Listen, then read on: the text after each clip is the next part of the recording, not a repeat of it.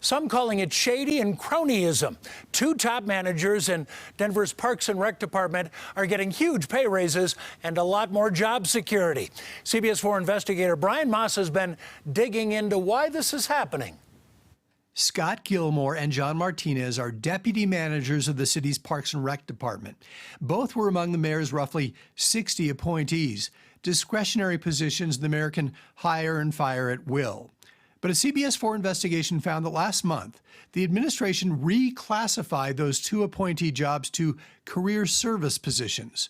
And Susan Barnes-Gelt knows what that means. You can't get fired. Barnes-Gelt was a Denver City Council member and says a career service spot is job security. Man, you're fixed for life, or at least you're warm, fed, and paid. We found the reclassified deputy parks manager jobs were posted September 7th and were only open to current city employees. 6 applied, but in the end, the city chose Gilmore and Martinez, the current mayoral appointees.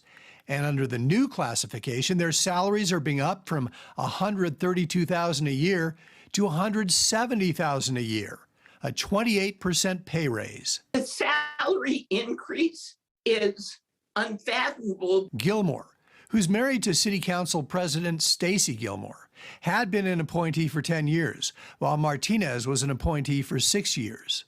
But I can tell you, it looks shady. Current City Council member Amanda Sawyer. But it looks terrible because what it looks like is favoritism, cronyism. The director of Parks and Recreation, Happy Haynes, declined to be interviewed on camera, but said the reclassification was made for business continuity, to have people with experience and department knowledge in key leadership positions and execute the game plan into future administrations.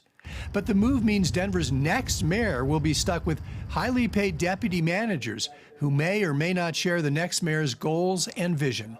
Either way, what that does is it hamstrings the next mayor with employees that maybe they would prefer not be the people running the department. What happened here is commonly viewed as burrowing in, doling out permanent career positions to political appointees near the end of a mayor's term.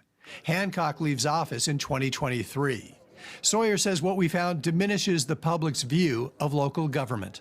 And that means that it undermines people's confidence in their government, and it means that it demoralizes the rest of the Parks and Rec staff.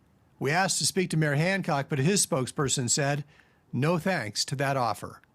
I'm Brian Moss, covering Colorado First. The mayor's office, though, did release a statement saying it is not unusual for highly qualified and experienced people to move from being appointees to permanent career service employees. Time now to check in with meteorologist Dave